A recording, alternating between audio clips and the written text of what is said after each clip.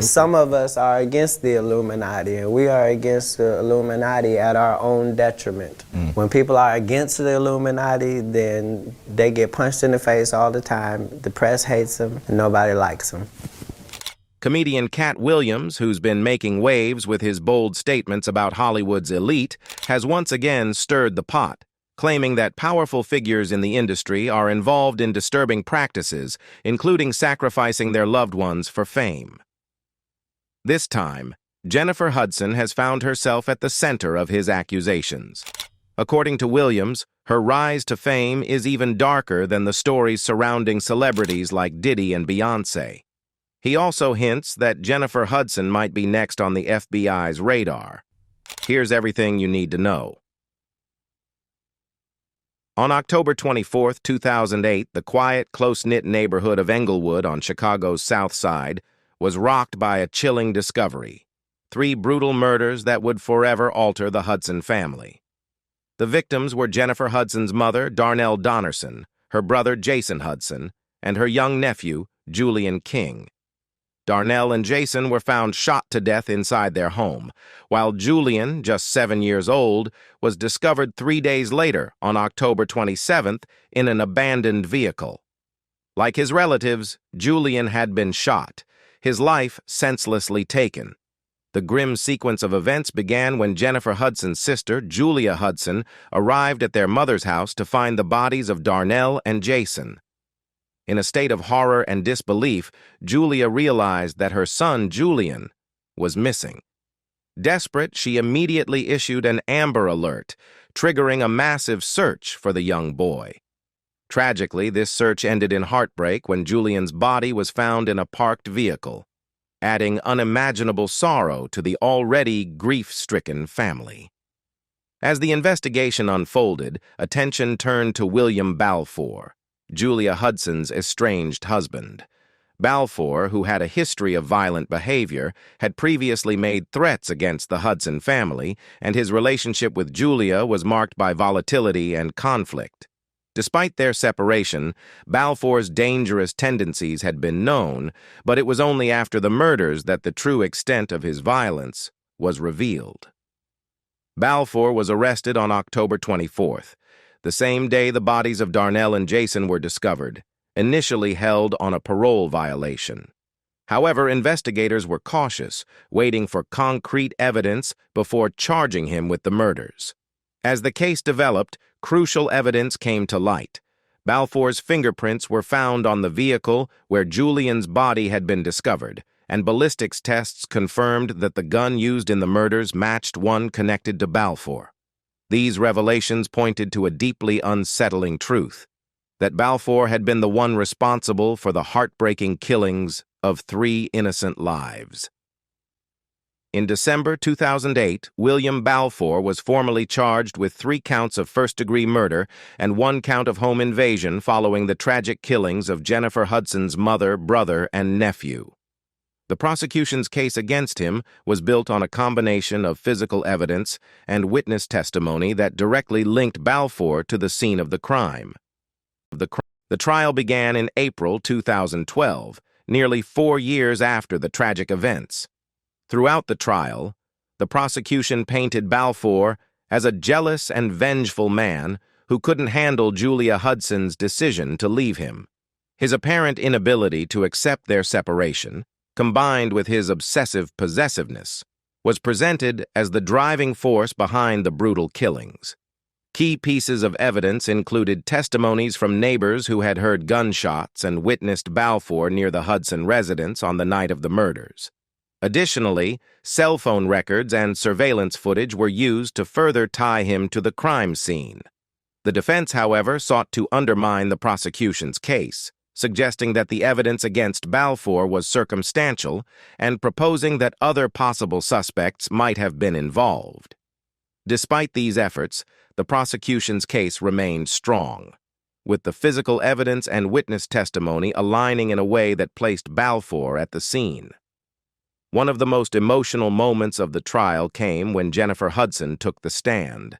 Her testimony was raw and deeply moving as she spoke about the last time she had seen her family alive and shared the emotional toll the murders had taken on her.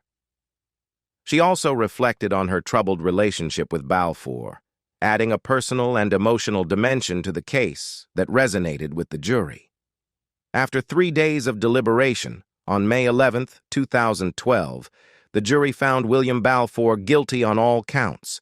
He was sentenced to 3 consecutive life sentences without the possibility of parole.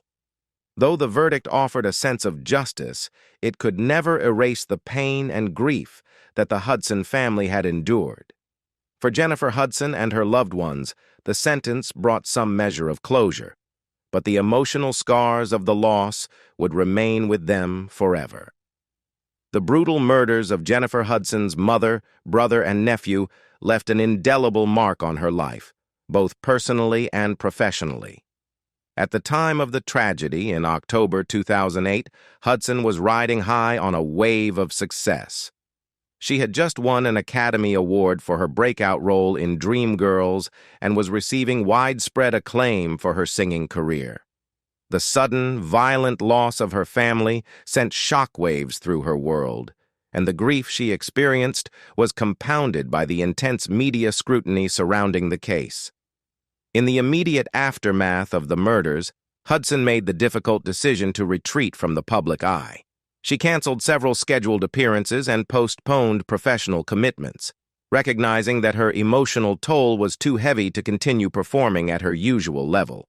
Her grief was not only personal, but also highly publicized, with every aspect of her pain and mourning playing out in the media.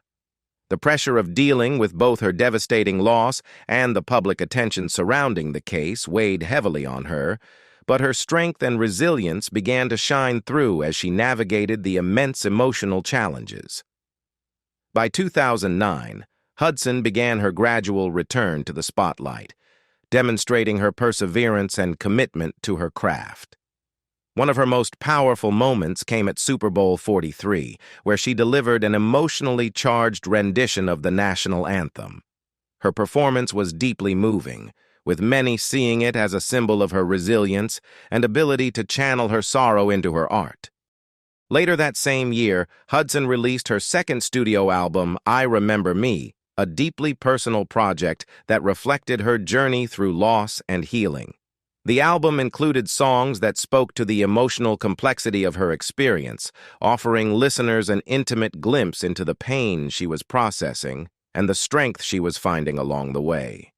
The album's themes of self-reflection, recovery, and empowerment resonated with fans. In addition to her music, Hudson channeled her grief into something meaningful and lasting by establishing the Julian D. King Gift Foundation in honor of her late nephew. The foundation was created to support and uplift children from all walks of life, providing them with the stability and opportunities they need to thrive. Through the foundation, Hudson ensured that Julian's memory would live on in a way that made a positive difference in the lives of others. In 2016, nearly 8 years after the murders that rocked the Hudson family, William Balfour broke his silence, granting an interview with ABC 7's Chuck Goody from the confines of Pontiac Correctional Center in Illinois. This rare opportunity to hear directly from the convicted murderer offered a chilling and unsettling look into his mindset, as he maintained his innocence despite the overwhelming evidence that had sealed his fate. From the stark, cold walls of Pontiac, Balfour presented himself not as a man guilty of horrific crimes, but as a victim of a vast and intricate conspiracy. In his eyes, the evidence against him had been fabricated, and the witnesses who had testified against him were lying to ensure his conviction. "I didn't have anything to do with the case and don't know who had anything to do with the case," Balfour said. Throughout the interview, Balfour's demeanor was unsettlingly calm. There was an eerie detachment in his responses, as though he were discussing a minor inconvenience rather than a horrific tragedy. When asked about his whereabouts on the day of the murders, his answers were devoid of emotion, almost mechanical.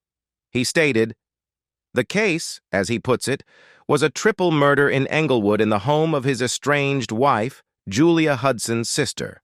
offering no indication of remorse or recognition of the gravity of the situation. Balfour's refusal to accept responsibility for the deaths was evident in his responses to Goody's probing questions. The ABC reporter asked him pointedly, "Did you ever have the gun?" Balfour, in his typical manner, denied the accusation with certainty. "No, not one time." He continued to dismiss the testimonies of those who had placed him at the scene, including claims that he had been seen with the murder weapon. For Balfour, the case was not about the lives lost or the evidence presented, but about his portrayal as the victim of a scheme designed to lock him away for crimes he insisted he did not commit. As the interview continued, William Balfour's narrative became increasingly convoluted, full of deflections and accusations aimed at discrediting the prosecution's case against him. He repeatedly claimed that his ex-wife Julia and former friends had lied on the stand, presenting himself as the real victim in a web of deceit. When Chuck Goody asked, "You wanted her dead, didn't you?" Balfour quickly responded with a firm, "No, not at all," but his denial rang hollow, echoing off the stark prison walls as though he were trying to convince himself as much as anyone else. Despite the overwhelming evidence presented at trial, including cell phone records, gunshot residue, and witness testimonies, Balfour remained unshaken in his insistence that he was innocent. He dismissed the evidence as planted and witnesses as coerced, framing himself as a scapegoat in a far-reaching conspiracy designed to obscure the truth. His narrative grew more implausible with every passing moment as he continued to reject the reality of his conviction. One of the most chilling moments in the interview came when Balfour was pressed about the murder of Julian King, the 7-year-old nephew of Jennifer Hudson, who was tragically caught in the crossfire. Balfour suggested that Julian may have been killed to prevent him from identifying the murderer. His casual tone and lack of empathy while discussing the death of an innocent child was deeply unsettling, exposing a disturbing coldness that left a lasting impact. Goody also questioned Balfour about his decision not to testify during his trial. Balfour attributed this choice to his trial lawyer, but when Goody pointed out that he could have overridden that decision, Balfour refused to provide further clarification. His reluctance to elaborate on such a crucial part of the case only added another layer of mystery to an already perplexing situation.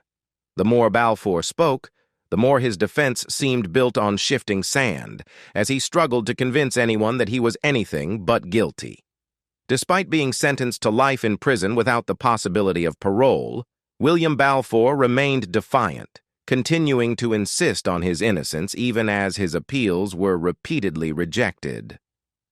In 2019, Jennifer Hudson opened up about the 2008 murders of her mother, brother, and 7-year-old nephew in an interview with The Guardian. In the candid conversation, the Oscar-winning singer and actress spoke frankly about the devastating loss, which occurred at the hands of her sister Julia's estranged husband, William Balfour. Balfour was sentenced to 3 consecutive life sentences for the murders. Hudson, who is now a mother to her 10-year-old son David, explained that while the grief from the tragedy still lingers, she has made a conscious effort not to let it define or derail her life. "Thank God," she said, reflecting on her journey of healing. "I think I attribute that first to God, next to the fact that when you experience trauma, it comes and goes. It's always there, but it's a matter of how you deal with it." Jennifer Hudson reflected on the loss of her family, sharing that she believed her late loved ones would have wanted her to keep moving forward. "And do what they would have wanted me to do," she explained. "It would be worse for me not to keep going. I can almost hear my brother's voice saying, 'Jenny, knock it off.' He would be upset if I gave up, and everything my mom taught us. She prepared us for life. She'd always say, 'I'm not going to be here forever, so I want you all to be able to make it.'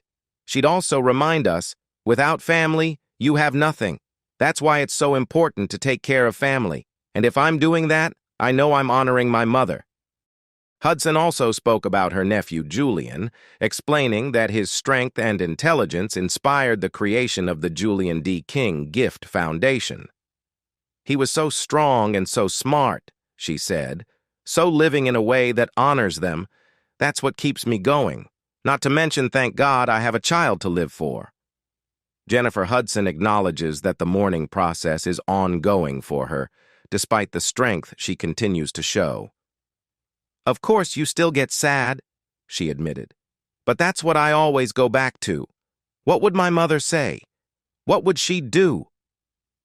She also remains close to her sister Julia, who lives nearby in a house that Hudson bought for them in their hometown of Chicago.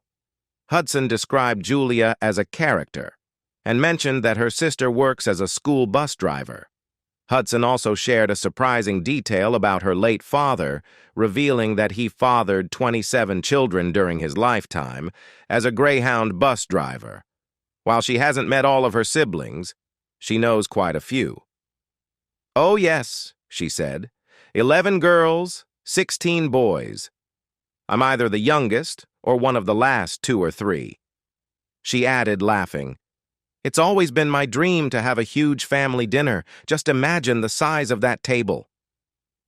In a 2020 episode of Oprah's Next Chapter, Jennifer Hudson revealed that she had forgiven William Balfour, the man convicted of murdering her family.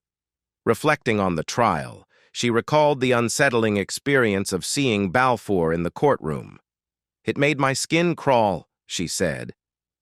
But as the trial went on, those feelings of anger and disgust gradually shifted to relief when he was convicted of 3 counts of first-degree murder.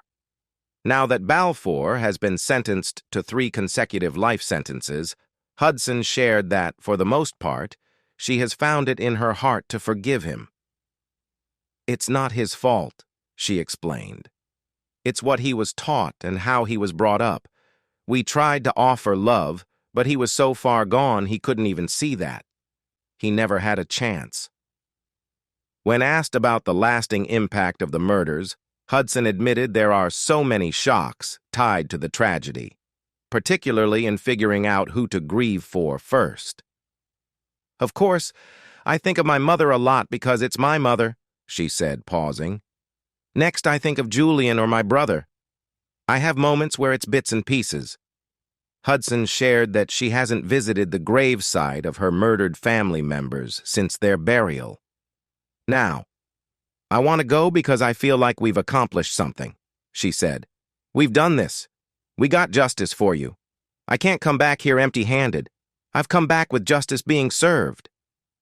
Her decision to forgive William Balfour, however, left some fans puzzled. Many struggled to understand how she could be so quick to forgive the man responsible for taking her family's lives. The situation was further complicated by rumors that have long circulated about secret societies and occult practices in the entertainment industry. Hudson's swift rise to fame, combined with the tragic timing of her family's deaths, has led some conspiracy theorists to draw unsettling connections between her and the so-called Illuminati. They suggest that her success came at the expense of her family's lives, pointing to the eerie sequence of events as evidence of a sacrificial pact. Katt Williams recently dropped a bombshell, making shocking claims about Jennifer Hudson's rise to stardom. The comedian suggested that the FBI has their eyes on Hudson, hinting that her success may have come at an unthinkable cost. In an emotional interview, Hudson herself reflected on her family's tragedy, emphasizing resilience and strength. "We've had our loss, but we're finding our way," she said.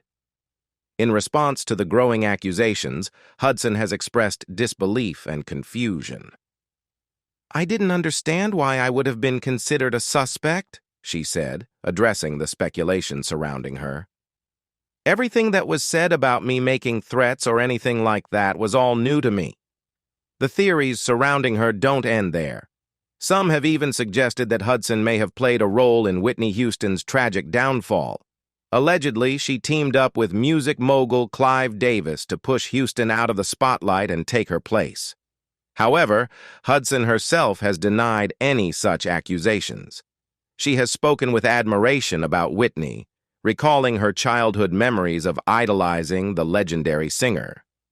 As a kid at 11, I would sit and create duets between Whitney and I with her song, "I Will Always Love You," Hudson shared, showing deep respect for the woman who was a major influence on her. Amid these unsettling rumors, Katt Williams has continued to stir the pot, suggesting that Hollywood's power players may sacrifice their loved ones to maintain their position in the industry. Williams has also been vocal about the shadowy figures he believes control the entertainment world, further fueling suspicions about Hudson's rise. However, Williams has taken the opportunity to caution aspiring artists, stressing the importance of boundaries, consent, and personal integrity in the face of such dangerous power dynamics. "I respect everyone's right to love whoever they want to love, but I also respect my right to say no, thank you," Williams said. Despite the wild conspiracy theories circulating around her, Hudson has chosen to stay focused on healing and love. She has not publicly engaged with these unfounded claims, instead continuing to emphasize her personal journey of growth, the support of her family, and her commitment to honoring her loved one's memory. "I can't even get over... who do I grieve for first?" Hudson reflected. "Of course, I'm going to think of my mother. This is my mother, so I think of her a lot." To provide context, after the loss of her loved ones, Hudson stepped away from the public eye to grieve and heal. When she did return, it was with a profoundly emotional performance of the national anthem at the 2009 Super Bowl, her first public appearance since the tragedy. This performance was not only a showcase of her remarkable vocal talent, but also a powerful display of her resilience as she channeled her grief and strength into her art. In 2008, Hudson released her debut, self-titled album, which was met with both critical and commercial success. The album, featuring hits like Spotlight, earned her a Grammy Award for Best R&B Album.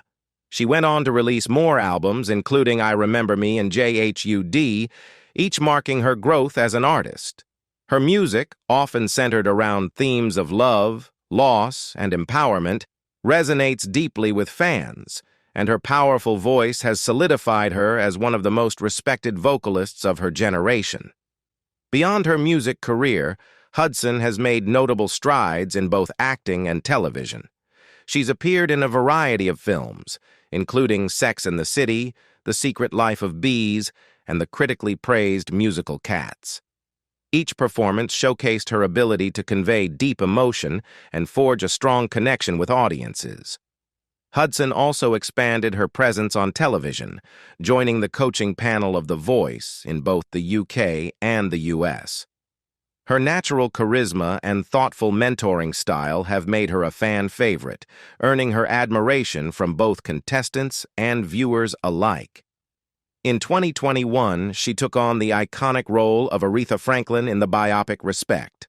The performance earned widespread praise, further cementing Hudson's reputation as a versatile and incredibly talented performer.